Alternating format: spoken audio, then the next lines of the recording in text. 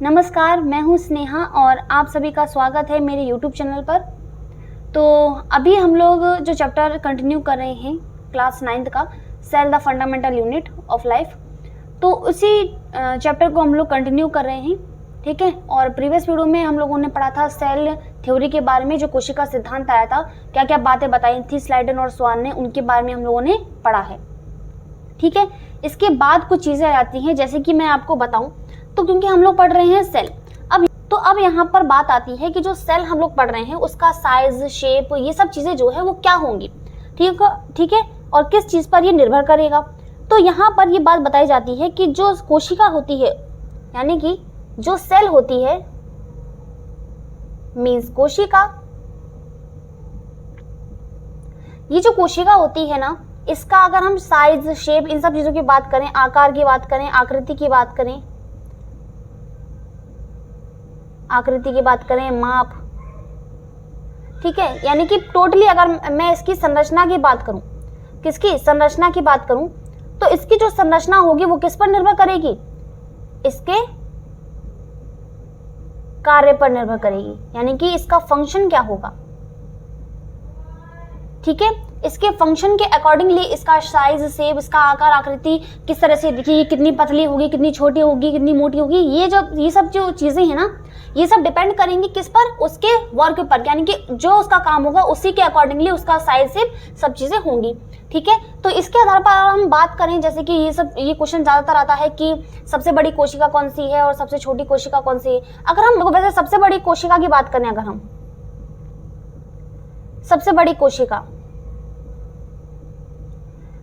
कोशिका की बात करें, तो ये होता है शुतुरमुर्ग का अंडा। क्या होता है? शुतुरमुर्ग का अंडा, ठीक है। जो ऑस्ट्रिच का क्या होता है? एग होता है, वही सबसे बड़ी कोशिका होती है, ठीक है। उसकी साइज की अगर हम बात करें, तो इसका जो साइज होता है वो होता है 170 मिलीमीटर, ठीक है, 170 मिलीमीटर होता है। और उसी जगह अगर मैं सबसे छोटी कोशिका की बात करूं, सबसे छोटी कोशिका की अगर मैं बात करूं कि सबसे छोटी कोशिका कौन सी है, तो हमारी माइकोप्लाज्मा। कौन सी? माइकोप्लाज्मा, ठीक है। और इसका जो साइज होता है वो कितना होता है? 0.1 माइक्रोन होता है। बात समझ में आई? तो माइकोप्लाज्मा यानी कि सबसे छोटी कोशिका है और जिसका साइज कितना होता है, ये क्या है? साइज है, ठीक है। सबसे बड़ी जो कोशिका होती है वो शुतुरमुर्ग का अंडा होता है, 170 मिलीमीटर। और अगर सबसे छोटी कोशिका की बात करें तो वो होता है हमारा माइकोप्लाज्मा, और जिसका जो साइज है, जिसकी जो माप है वो कितनी होती है? 0.1 माइक्रोन होती है। बात समझ में आई? अगर हम मानव शरीर की बात करें, मानव शरीर की अगर मैं बात करूं कि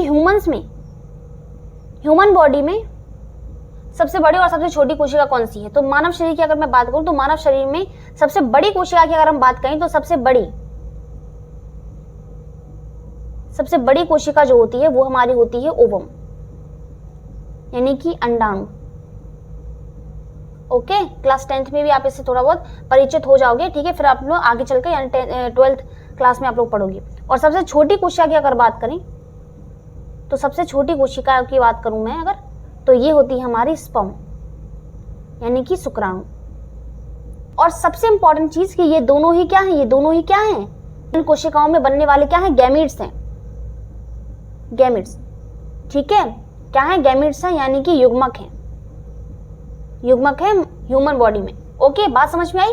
तो जो हमारा अंडाणु होता है ये फीमेल, और जो शुक्राणु होता है ये मेल में होता है। बात समझ में आई? ये दोनों अलग अलग बनते हैं, ठीक है। अंडाणु फीमेल यानी कि लड़कियों में बनता है, और जो शुक्राणु होता है वो मेल यानी कि जो पुरुष होते हैं उनमें बनता है, लड़कों में बनता है, ठीक है।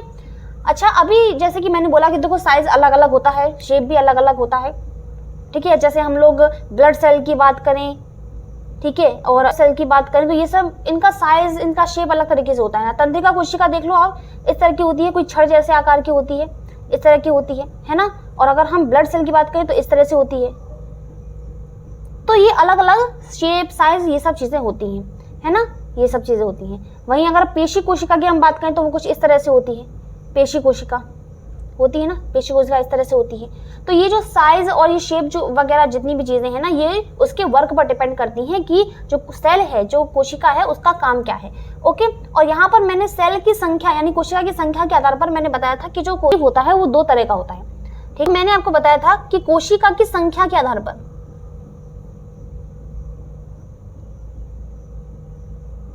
कोशिका की संख्या के आधार पर, बेसिस ऑफ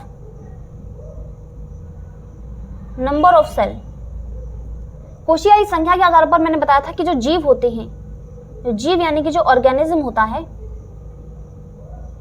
वो 2 तरह का होता है। एक होता है यूनिसेलुलर, ठीक है, और एक होता है मल्टी सेलुलर। ठीक है, यूनिसेलुलर यानी कि एक कोशिकीय और मल्टी सेलुलर यानी कि बहुकोशिकीय। ठीक है, अमीबा हो गया, पैरामीशियम हो गया, ये जो जंतु होते हैं ये हमारे यूनिसेलुलर यानी कि एक कोशिकीय जीव होते हैं।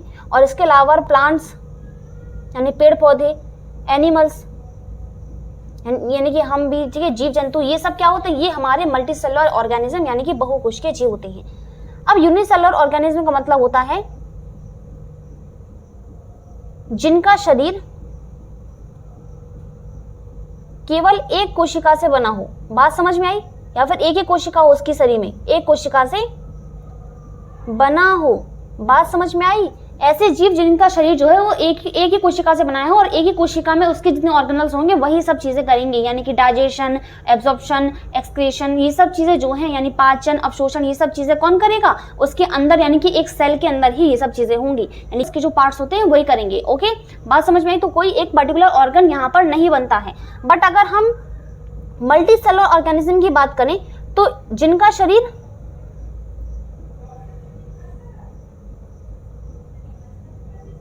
कई स्तरों, कोशिकाएं कई स्तरों से मिलकर बना हो। अब इसका अर्थ क्या है? इसका अर्थ क्या है? जैसे कि मैंने बताया था कि कोशिका क्या करेगी? ऊतक बनाएगी, कोशिका का समूह बनाएगी। ऊतक क्या बनाएंगे? एक ऑर्गन बनाएंगे, कि मान लो लीवर बना दिया, ठीक है, और लीवर बनाकर क्या बनेंगे? एक डाइजेस्टिव सिस्टम बन जाएगा पूरा, यानी कि एक सिस्टम बन जाएगा। और सिस्टम ही क्या करेगा? एक संपूर्ण जीव का निर्माण करेगा। बात समझ में आई? ये एक संपूर्ण जीव का निर्माण करेगा, इसी तरह से समझ लो। तो एक सेल, ठीक है, सेल से क्या बनेंगे? सेल से फिर टिश्यू बनेंगे, टिश्यू से क्या बन जाएगा? ऑर्गन बन जाएगा, ऑर्गन से क्या बनेगा? ऑर्गन सिस्टम बनेगा, ऑर्गन सिस्टम बनेगा, सिस्टम में क्या बनेगा? ऑर्गेनिज्म बनेगा। बात समझ में आई? यानी कि एक जीव बन जाएगा। तो ये बॉडी, जब बॉडी जो है कई सारे लेबर्स में डिवाइड होती है, कई सारे स्तरों में बटी होती है, स्तरों में विभक्त होती है, ठीक है, कोशिका के, तो उसी चीज को हम क्या बोलेंगे? ठीक है, मल्टी सेलुलर ऑर्गेनिज्म बोलेंगे, जिसका शरीर जो है कई स्तरों में विभक्त हो, यानी कोशिका, पहले कोशिका स्तर, फिर ऊतक स्तर, फिर अंग स्तर। तो इस तरह से जो है एक ऑर्गेनिज्म बनेगा जिस तरह से, तो उस जीव को हम क्या बोलेंगे? मल्टी सेलुलर ऑर्गेनिज्म बोलेंगे। जैसे कि हमारे हार्ट में कुछ अलग सेल्स होंगी, ब्रेन में कुछ अलग सेल्स होंगी जो कि हमारा नर्वस सिस्टम बनाएंगी। तो ये तरीके से, ठीक है, अलग अलग सिस्टम बनाने के लिए अलग अलग सेल होंगे जो कि ऊतक बनाएंगे, फिर ऑर्गन बनाएंगे और उस तरीके से वो सिस्टम बना करके काम करेंगे। बात समझ में आई? तो यही चीज बोली जाती है, यही अंतर है यूनिसेलुलर ऑर्गेनिज्म और मल्टी सेलुलर ऑर्गेनिज्म में। बात समझ में आई? तो आज के लिए बस इतना ही। अब मिलते हैं अगली वीडियो में अगले टॉपिक के साथ।